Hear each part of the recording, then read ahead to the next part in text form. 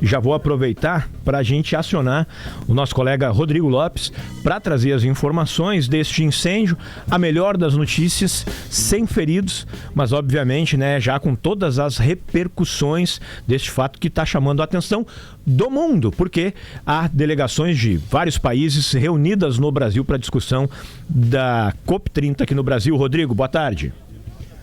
Oi, Josimar, boa tarde. A ti, ao Léo, aos nossos ouvintes. Eu falo aqui da frente da estrutura da COP30, na frente da Blue Zone, a zona de decisões da COP, e aparentemente sim, o incêndio já foi debelado, não há mais fogo aqui no pavilhão da COP, a gente não enxerga mais nem fumaça, por exemplo, na lona onde começou o incêndio, que foi bem aqui na entrada da estrutura da COP30, na entrada da Blue Zone, na zona onde ficam as delegações dos países. Ainda não está claro em que momento começou e a razão pelo qual o fogo começou. Agora há pouco a gente informou, inclusive, que o governo do Pará estava dizendo que teria começado no pavilhão da Índia, mas essa informação, embora seja oficial, algumas pessoas com as quais eu conversei aqui estão dizendo que não foi no pavilhão da Índia, não, que teria sido uma parte relacionada à cultura e entretenimento, mas não no pavilhão do governo da Índia. Mas, de qualquer maneira, é muito próximo da área onde estão os pavilhões do Brasil, da Austrália, da Alemanha, todos os grandes países que estão aqui presentes na COP ficam logo na entrada da Blue Zone. Então, começou numa das extremidades, esse é um teto de lona, a gente compara muitas vezes quando a gente entra lá de dentro, parece que a gente está dentro de um grande colchão, porque tem uns sulcos, como se a gente estivesse dentro de um colchão que tem aqueles sulcos na lona, assim. Então é uma estrutura que, segundo também o governo aqui do Pará, é anti-inflamável, né? E a gente percebe que, pelas imagens que a gente tem lá de dentro, a gente não consegue mais acessar a estrutura da COP neste momento, pelo menos não aqui pela entrada principal. Realmente foram momentos de pânico, porque as pessoas, a gente vê as imagens, as pessoas correndo do fogo, o fogo se espalhou por uma área em torno dessa região das delegações e foi consumindo parte do teto dessa estrutura de lona, mas rapidamente foi controlado. Então, o clima neste momento aqui na frente algumas pessoas ainda se mantêm aqui na frente da estrutura da COP, até porque deixaram coisas lá dentro. Então, agora há pouco estava conversando com uma brasileira que deixou sua mochila, deixou computador, tudo lá dentro, e parece que só depois das 4 da tarde, depois que for feito o rescaldo, que as pessoas vão poder voltar lá para pegar aquilo que não puderam pegar no meio da correria. Nós temos um áudio que agora há pouco eu recebi da Sara Ramos, que é fotógrafa, ela é de Porto Alegre, estava participando de um painel muito próximo do local onde começou o incêndio. Vamos ouvir. Estou processando ainda tudo, né? Mas basicamente eu estava no pavilhão de cultura e entretenimento, que ele fica colado ali, né, no pavilhão da Índia, e eu ainda estava sentada ali, porque o palco ali deles, né, fica pro lado de onde aconteceu. Então eu estava sentada olhando pro lado que aconteceu. E daí do nada começou a piscar um pouco as luzes, assim. E daí piscou algumas vezes, só que isso já tinha acontecido ontem. Já tinha acontecido outros dias, né? Daí tá, ok e tal, o pessoal até falou um pouco sobre isso. E daí quando começou a subir uma fumacinha, e daí começou a ficar mais forte. Eu tava olhando ali, né, por trás da divisão, aquela ali que tinha, né, entre o stand que eu tava e o próximo. E começou a ficar mais forte, assim, daí começou uma fumaça maior e daí começaram a gritar ali para sair, para evacuar. Só gritar fire, fire, fogo, fogo. E até no início, sei lá, acho que eu demorei um pouquinho para processar, porque eu pensei, quando vê a cafeteira ali, né, deu uma faísca, mas daí quando subiu aquela labareda enorme e o pessoal até ficou tirando foto ali na hora, eu só saí correndo de lá, porque dava para ver, né, aquele buraco começou a aumentar muito rápido, assim. E só que também deu para ver que, assim, foi o tempo quando eu tava saindo, eu olhei para trás para ver se tava expandindo muito, e eu já vi os bombeiros correndo para lá, assim, eles contiveram, foi bem rápido a contenção, já chegou muito bombeiro ali na hora, né, o fogo tava indo rápido, mas eles agiram muito rápido também, assim, então o pessoal os bombeiros estão realmente de parabéns.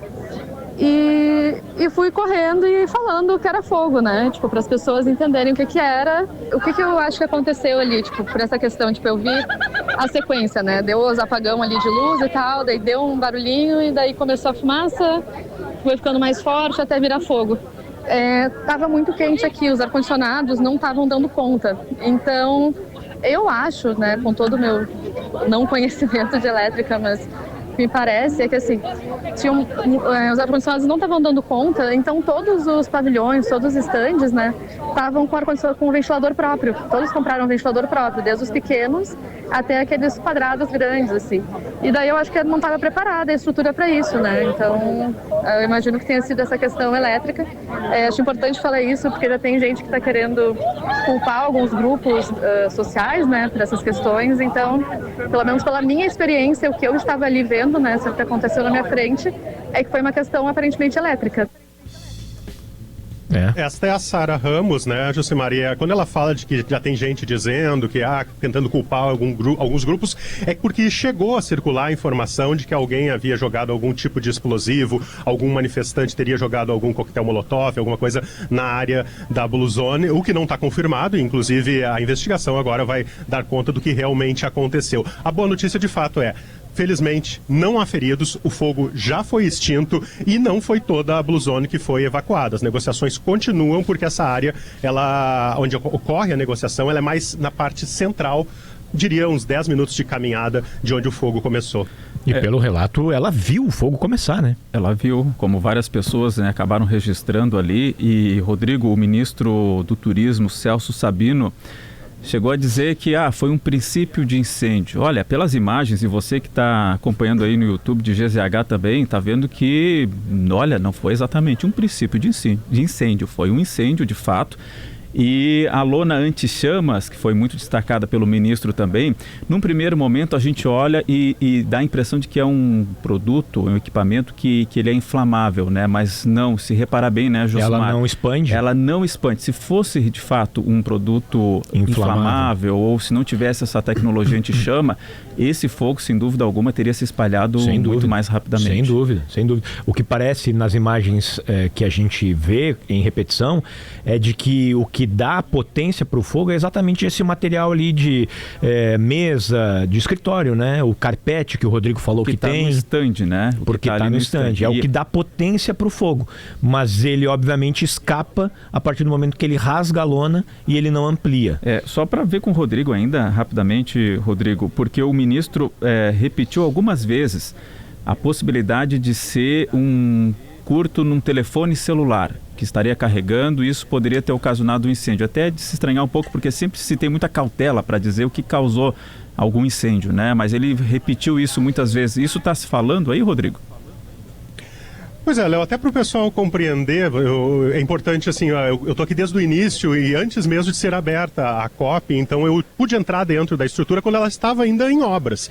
E de fato, toda essa estrutura ela é feita coberta por uma lona, que é essa anti-chamas que vocês estão comentando, que é uma lona e estrutura montada pela Organização dos Estados Ibero-Americanos, então é uma organização internacional contratada pelo governo federal para fazer a instalação. Ela faz instalações de mega eventos internacionais em várias partes do mundo.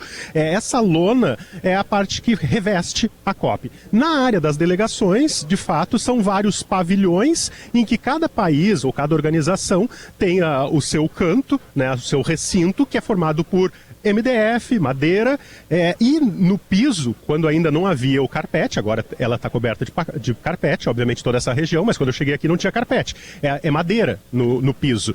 E de fato, o fato da lona ter sido ser anti-chamas ajudou muito a conter, porque talvez poderia ter se espalhado para todo o pavilhão, o que poderia ter causado uma tragédia muito maior. Né? Exato, e não tivemos feridos, né, inclusive. Não tivemos feridos de fato os bombeiros agiram bastante rápido. Ontem até mostrei aqui no espaço do Gaúcha Mais que temos anteontem nós temos uma sala do Grupo RBS que fica dentro do Media Center, ou seja, mais ou menos uns 15 minutos de caminhada do local onde começou o incêndio, e esta sala ela é fechada com madeira e revestida com a lona e tem um ar-condicionado. Então tem um ar-condicionado colado à lona.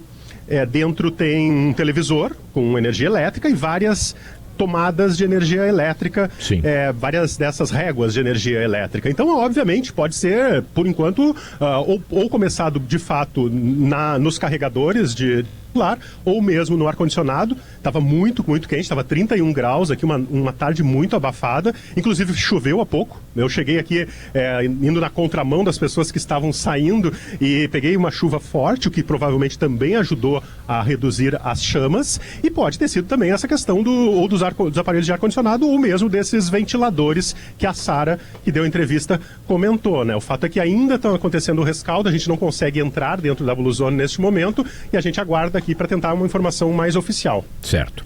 Rodrigo Lopes, que fala diretamente lá de Belém do Pará, depois ele traz mais detalhes pra gente, até das negociações desse penúltimo